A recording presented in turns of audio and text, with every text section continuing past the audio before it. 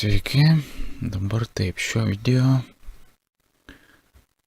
noriu rašyti tokią informaciją, kurią padariau, pasakykim taip, šiokį tokį tyrimuką, būtent apie VS kodo kustomizaciją interfeiso viso. Tai va, praeitą kartą pasidariau šiokią tokią temą iš kitų temų, iš defaultinių. Va šitą geltoną, tokia, truputėlį bordo tokia. Švelnios spalvos. O toliau iškaitoliau, vat, tarkim visus tuos, vat, tarkim, čia, šitos, vat, visus padariau. Borderiukus visur. Taip, čia kol kas eksperimentuodamas, tai padariau viską grinai ant šito settings.json, štai čia. Jo, susirašiau viską, va čia. Dabar kol kas eksperimentuoju, žinai, kokia spalva tinkamesnė, kokia patinka, kokia ne ir taip toliau. Paskui viską surašysiu grinai į temos, JSON failą. Tarkim, kaip čia, vat, high contrast, dark color theme, JSON. Čia Jupyter tiem, tarkim, ar ne? Kažkas tokio, vat, yra. Jo, bet aš dariau ant berods defaultinės šviesiosios. Gerai, einam prie reikalo, dabar taip. Čia nesmė kaip pavyzdys šitas PHP failas. Tai va čia iškaitaliodamas pakeičiau vat ir PHP, vat, visus tuos kai raktus tuos mėlynus padariau, buvo berods, ten raudoni berods. Ok, toliau, ką aš dar padariau. Štai čia vat, šituos komentus padariau, kad jie būtų pilkos spalvos, o buvo žalios berods. O patys šitos string įrašus visokius tekstukus padariau, kad būtų žali. Dabar žiūrėkit, šio video esmė yra kokia.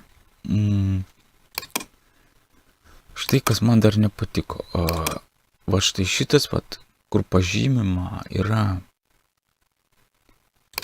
taip sakant, kursoriaus linija, eilutė, kursoriaus eilutė, kur randasi kursorius, ar ne? Čia nesmė, aišku, bet man atrodo, kad truputėlį va šitie vat borderiai yra per stori. Va tas vat rudas borderis visas aplink tą liniją yra per storas. Čia yra apytiksliai 2 pikselių.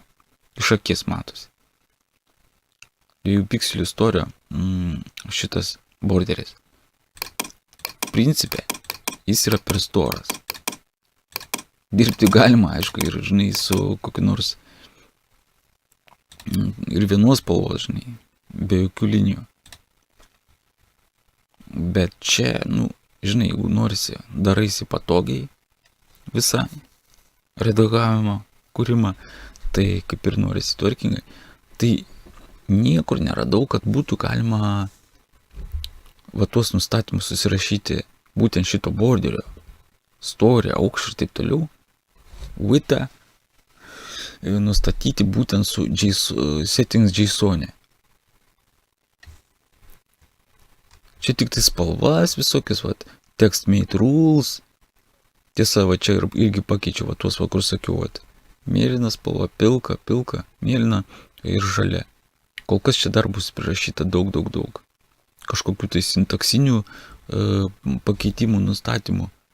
Arba, tarkim, semantinių kažkokių tai irgi išskirtinumų.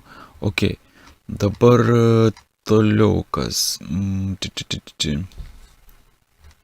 Tai va, esmė buvo, man dar šitą reikėjo pakeisti. Ieškojau, didžiulį tyrimą padariau. Visą internetą praskenau, praieškojau, kaip pakeisti. Taip, radau, kad buvo žmonės irgi klausė, kaip sakant. Taip, radau, kad buvo irgi užklausinėję tuo klausimu, bet atsakymų kaip ir nebuvo sulaukę. Taip, kiek čia įsirašo laiko? Berods 5 minutės, ok. Bet atsakymų nerasta. Ir tas atitinkamai mane užvedė, kad vis dėlto nėra tokio elementaraus dalyko, kaip būtent šito kursoriaus pažyminčios pozicijos rėmelio story nustatymas. Kur taip matyta girdi? Visas interfejsas padarytas ant CS-o, ant HTML-o, ant JavaScript-o, principe jo. Ir tokio elementaraus dalyko nėra galimybės pakeisti. Žinai, tai užvedė, kaip sakant. Ieškojau ilgai, neradau, už ko užsikabinti. Esmė kokia? Štai, ne čia palauk, kur čia palauk pas mus. Cursor blinking, va čia nustatymas, ok, va to raudono blinkinimas. Toliau, čia ne tas dalykas, einam toliau. Selection highlight, irgi ne tas. Kažkur aš buvau, va štai. Va toks va nustatymas. Editor, line highlight border. Va tokia va. Ruda spalva. Tai va tas borderis spalva nusistato būtent su tuo.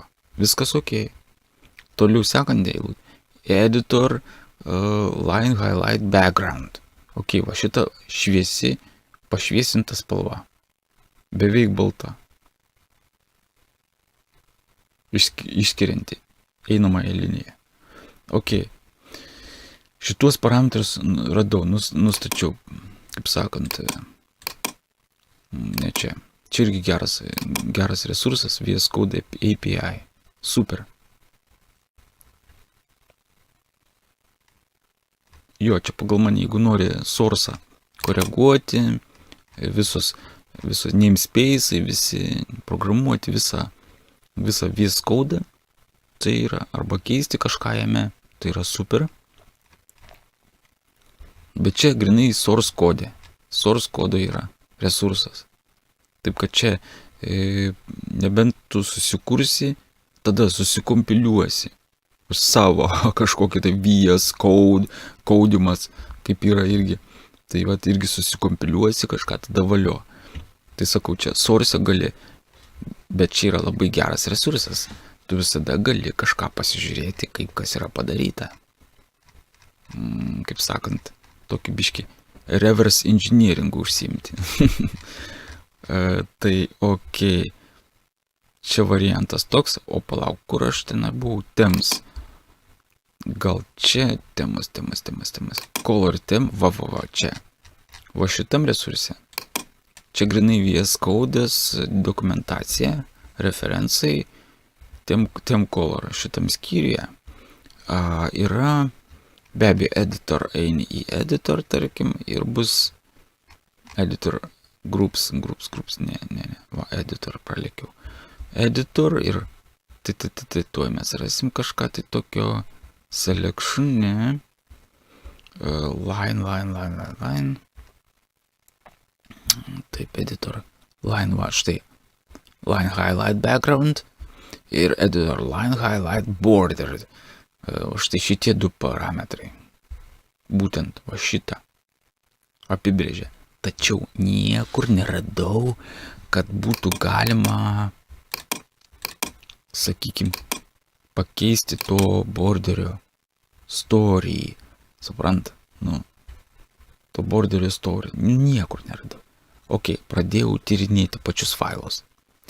Praeitam video aš ten rodžiau, kad kažką pakaitaliojau būtent va šitam Workbench desktop main CSS faile. Ok, tai buvo taip, kiek aš dabar prisimenu, va šitų tabų vadinamų, kaip ten captionas ar panašiai šitam.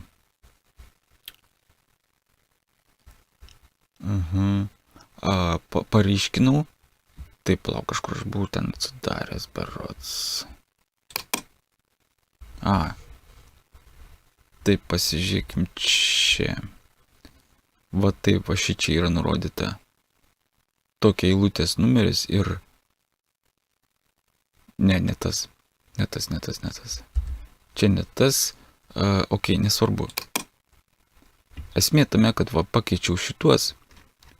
Palauk, beros kažkur tai... Gal settingą užkomentuota yra. Parodžiu, va čia, va štai, pakeičiau font size, čia font weightą ir tapo jis didesnį tekstas ir ryškesnis. Va šitas tabų pavadinimai. Atidarytų failų. Neimai. Ok. Tai tas geras dalykas, va būtent tuos parametrus irgi pakeičiau būtent va šitam Workbench Desktop Main CSS. Dabar kas dar? Va šitas tų tabų, va matot, toks susiaurintas jisai. Ta irgi pakeičiau. Šitą pakeičiau, yra toks parametras settings JSON. Tuoj pasakysiu. Va, štai, kaip tik pataikiau. Window, Density, Editor, Tab Height, Compact. Jo, pasirinkau Compact, nors yra tik dvi reiškia pasirinkimo galimybės. Arba Default, arba Compact. Tai va, tas Compact būtent sukompaktino, susiaurino. Tas labai gerai. Kam bereikalingų čia didžiulių tabų tokių. Ok, tas dalykas. Čia vat kursor vid netgi gali pakeisti. Su to kursoriu raudonu, kur yra. Galima čia pasižaisti, yra tikrai daug parametrų. Kas keisčiausia. Jo, matai, ir vid yra with ir sakykime, ir jo blinkinimuose visokių parametrų yra kvadračiukai, ten faziniai pasikeitimai. Vienu žodžiu, super. Man tas tinka. Galėtų gal kiek tankiau blinkintis. Dažniau. Ok. Dabar taip. Tas vid, galim pabandyti padaryti vienetą. Va, iš viso planėja. Vieno pikselio toksai kursoriukas. Bet vieno pikselio kursoriukas truputėlį per siauras. Tas man nepatiko. Ok, padarom 2. Lieka va štai pastorėjęs. Ok, dabar esmė kokia. Man reikia pakeisti tuos border istorius. Būtent šitos linijos. Pažyminčius. Tai ieškojau, sakau, čia. Čia nieko nėra. Tiesa, taip, ne šičia. O sakykim, kur ten aš buvau atsidaręs šitą berods. Workbench Desktop Main CSS. Va šitom, vat, šitoj eilutėj yra va tokie vat nustatymai. Radau. Bet suprantat, kam esmė kokia. Va čia nurodyta border none. 4952 gali parodyti. Taip, einam tada, nes čia 4952. Ok.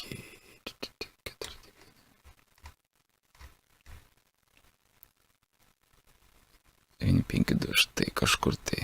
Vat panašu, kad va šičia, va. Va šitas visas blokas ir jame nurodyta border none, suprantat? Nurodyta border none. Aš jo, kai ieškojau šitam, neradau šito dalyko, nes aš net nežinojau, ko ieškoti. Tai reiškia, kaip tas parametras turėtų pasivadinti. Jo. Tai jeigu aš čia ir būčiau kaitaliojęs šitą, niekas nebūtų pasikeitę. Border none, ok. Tai čia CSS toks nurodytas. Bet kai beveik praradinėjau visą, kaip sakant, viltį ir kas surasiu ir taip toliau, dėptelėjo mintis paieškoti viso to dalyko būtent kitam faile. Tai yra va štai šitam Workbench Desktop Main JS. Grinai JavaScript'e. gražus JavaScriptas, ar ne? Tai, suprantat, jie gudragalviai pateikė tokį sukompaktintą, neišbeautifyintą JavaScript failą. Nu, ačiū Jums labai. MS korporacija. Taip. Kur čia tas JS? Va štai čia. 10 megų. Beveik 11. Tai ten kodų yra kosmosas. Dar tokiam pateikime, tai tu čia nieko nerasi ir taip toliau. Tai pradėjau pagal raktinius žodžius kažką tai bandyti, ieškoti. Tai šiaip ne taip radau, kaip sakant, atradau šitą poziciją ir dabar galiu parodyti, kad ir savo pats žinočiau kitą kartą. Ir, gal kitiem kažkam praverstų. Tai va, ieškom tokios pozicijos šitam faile. Štai. Įvedam current line exact. Current line exact. Štai current line exact. Jų nedaug yra visai laimė, kaip sakant. Tai yra tik 6 rasti atvejai. Šitos frazės. Ir reikėtų štai va šičia yra current line exact. Ir o čia va yra nurodyta, kaip sakant, JavaScript'e CSS sugeneruotas, matyt pagal poreikį. Čia va štai įrašė šitą, kaip sakant, hardcoded šitą informaciją ir viskas. Ir niekur kitur jūs negalėsit pakeisti. Niekur kitur. Pagal šitą einamosios datos sukompiliuotą VS Code, reiškia paketą visą programavimą. Niekur kitur negalėsit pakeisti. Čia vėl tasai malasi tas overlayus tas. Kažkas tai ne tavo, žinai. Ok, čia reiks keisti. Tai vat, pašičia 2 pikseliai, kaip tik ir nurodyta. Pakeičiam tuos 2 pikselius į, pavyzdžiui, vieną, kokio man reikia. Taip. Ir dar įdomumo dėlį, va čia galima netgi pakeisti vietoj solid, parašyti, pavyzdžiui, dashed. Labai superiškai atrodo. Išsaugom šitą JS failą pakeistą. Va ir tada reikia arba šitą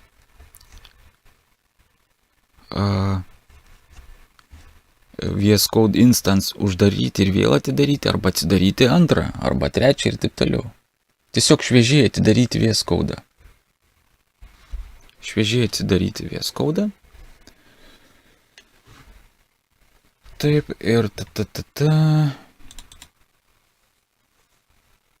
ir tada mes pažiūrėsime.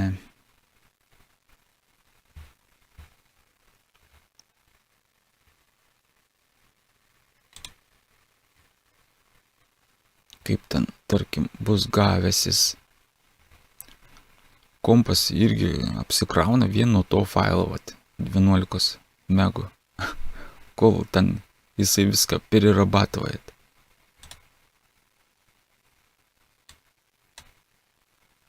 Taip. Davайте, daryk. Man netgi kiptelėjo. Aš taip supratau. Taip, JS. Nesvarbu.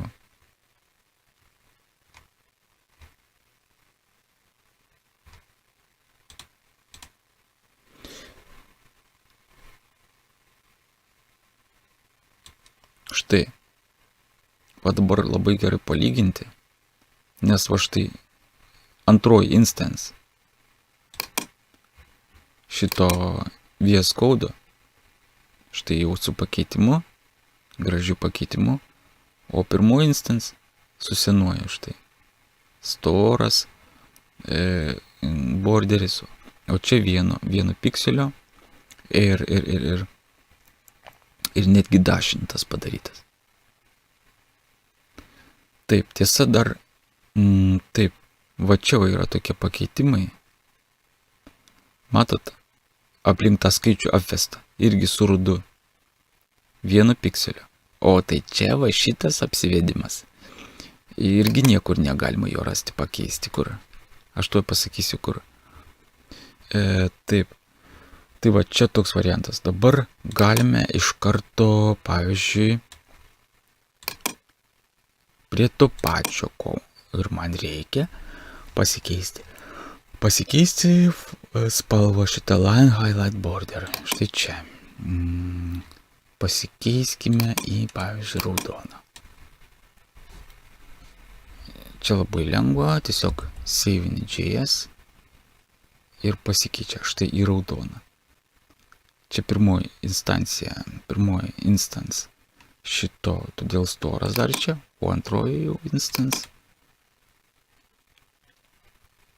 jau su nauja versija JS pakoreguota, užkrauta į ramą.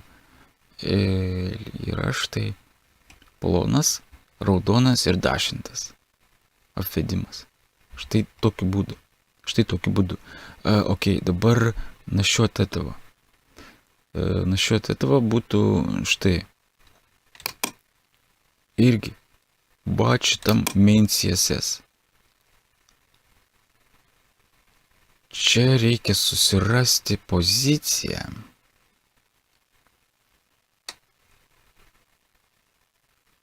Background, border tops one. Taip, berods, kiek pamenu, taip, current line reikia ieškoti. Štai current line. Jo, vat kažkas va čia šitoj pozicijoje, 213. Va čia yra pakeista va mano. Bottom, top.